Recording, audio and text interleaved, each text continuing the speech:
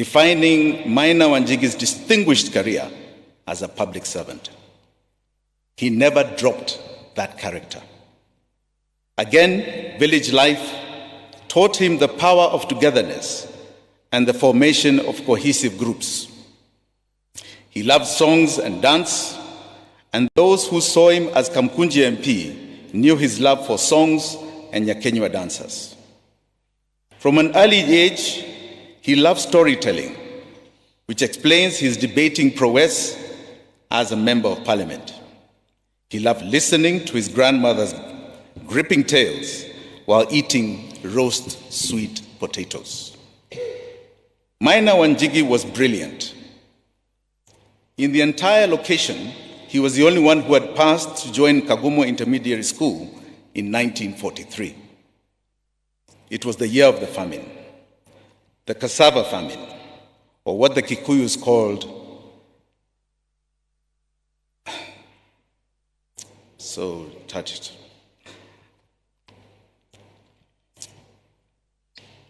Ngaragu Yamiaga. He would describe the ugali from cassava flour to tasteless, monotonous, and elastic. He hated it. A depressing necessity. It was at Kagumo that his dreams of a better future were enlarged. Skoke virtues were inculcated in Kagumo: confidence, hard work, courage, and respect. He says as much in his autobiography. He wanted to join Alliance, which to him epitomized academic excellence.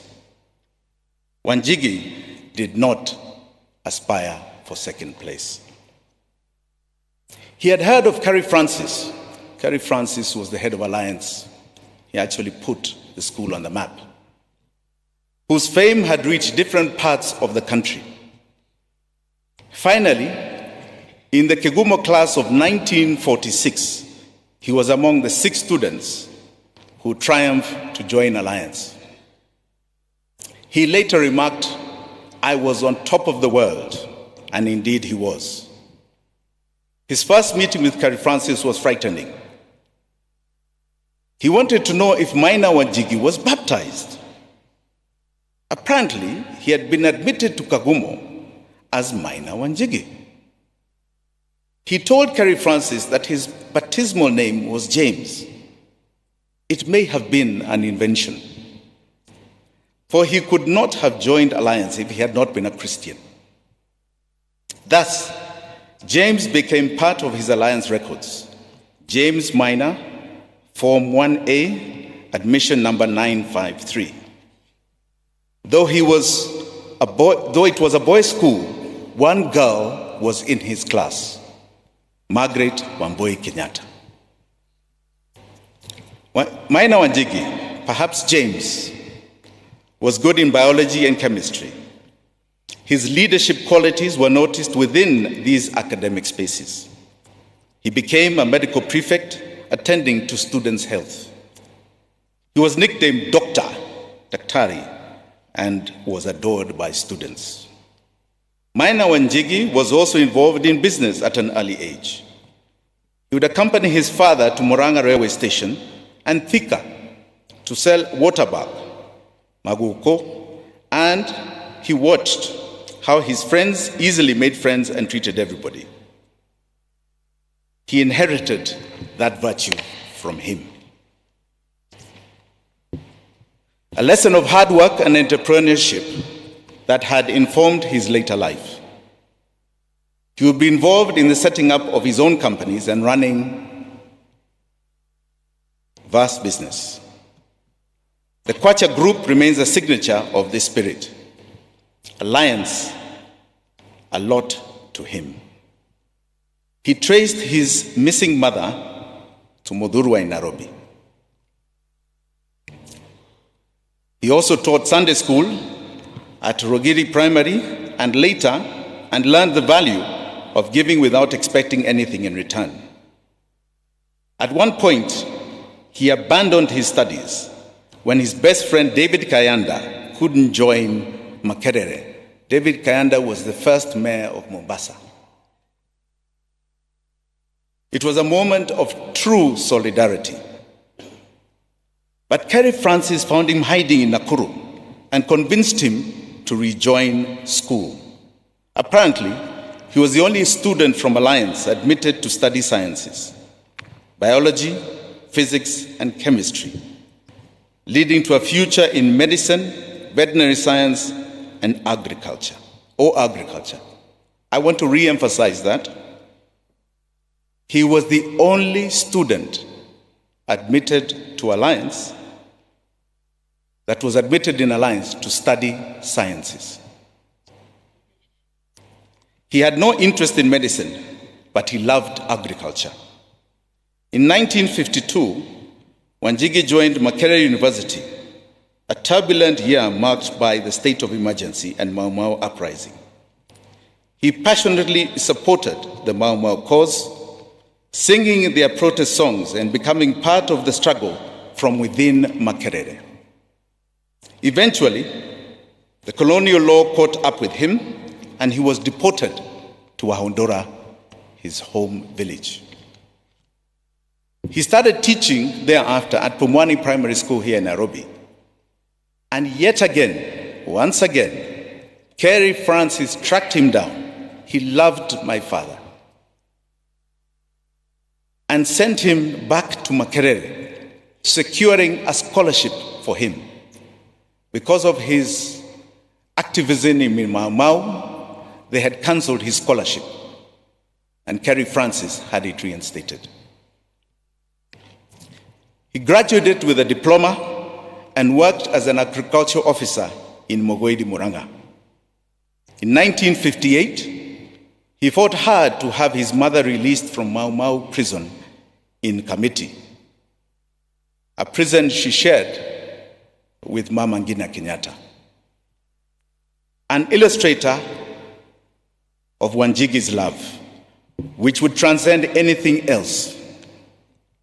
Maina Wanjigi met the love of his life, my dear Mother Maria, or Mary Wambui, when she was only 19 years old during the state of emergency. It was love that blossomed within limited freedoms and spaces where terror thrived. In between, Maina Wanjigi earned a US scholarship to study in the US.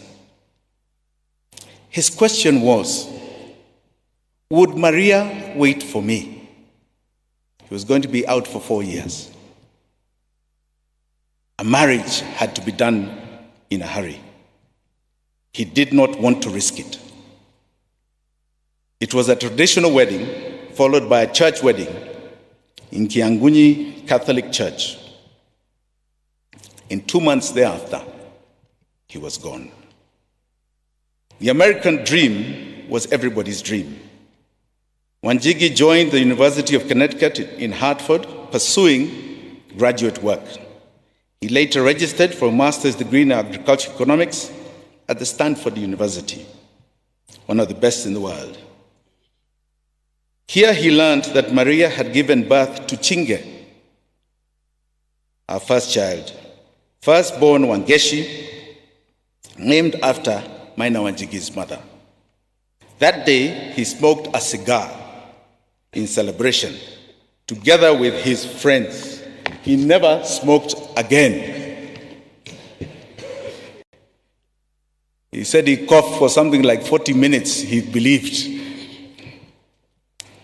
In mid-1961, Maina Wanjigi graduated from Stanford and returned to form the foundation of an emerging nation. It was the dawn of independence,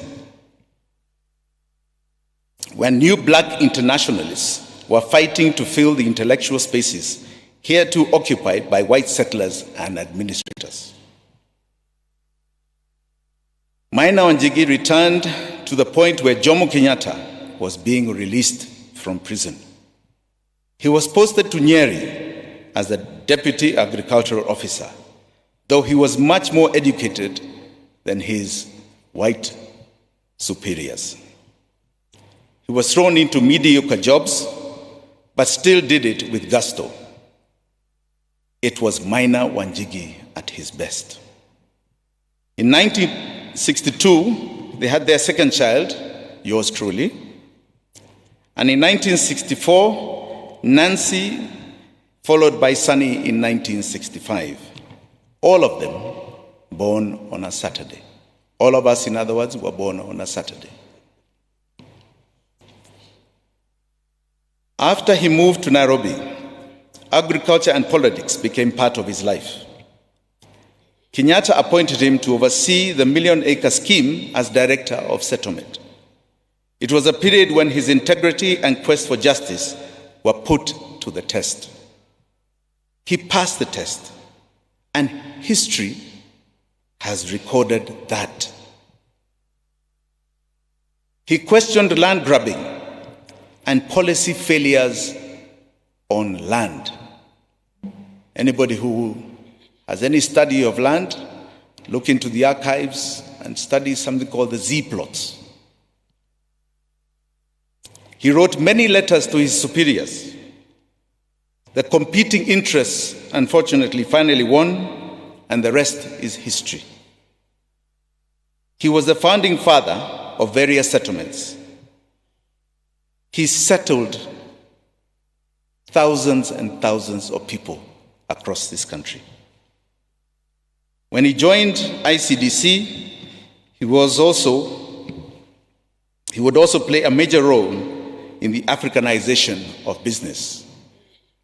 I want to repeat, as he settled thousands and thousands of people around this country as director of settlement to small acre holdings, he did not take even a pinch of an acre, a quarter of an acre, a half an acre, an eighth of an acre for himself.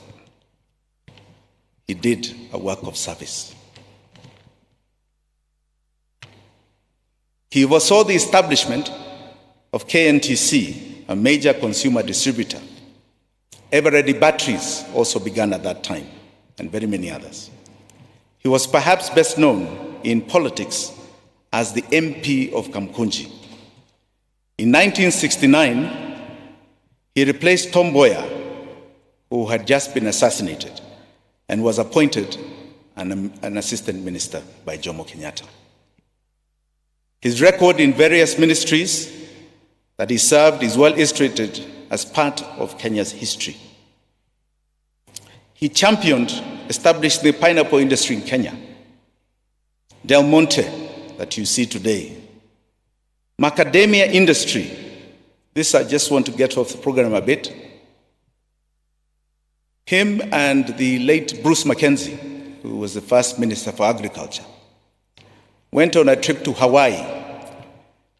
And whilst there, they discovered macadamia nuts. And they decided, after understanding where it grows, that they must bring it to Kenya. But since there were a lot of crop restriction laws, they decided that they were going to smuggle them in. So he carried Bruce Mackenzie's briefcase, and in it, he carried macadamia seeds. And Bruce Mackenzie's wife, Christine, put some in her wig and brought them over. And that is where the first plant of macadamia came. You should give them a big clap. They are. On development in Murang'a, he was behind the establishment of the Murang'a College of Technology, later the Murang'a University, together with the Murang'a leaders including Dr. Kiano and Bethwo Gishaga. In 1974, Jomo Kenyatta finally opened the college. There's one other thing I'd like to mention that's not here. He is a landmark in history when he was Minister for Tourism for setting a target of 1 million tourists in Kenya. At the time, we were under 100,000. This was in the late 70s, early 80s. He also is a pioneer when he was Minister of Property, of what you now call Sacco societies. So those who are in chamas, please know where it all began. It was Maina Wanjigi. If anything can be written about his politics, is that he stood with the people he represented. He took the bullet for them. This is what happened in the famous Muoroto eviction. Maina Wanjigi told the truth and paid for it. He was interrogated in Nyaya House, kicked out of Kanu, and then spent time in the trenches. Maina Wanjigi wined and dined with the high and mighty. It never went to his head. He was still the shepherd boy. By the time he passed, he left a legacy worth emulating. He's a lighthouse that continues to shine. May he rest in peace. Thank you very much.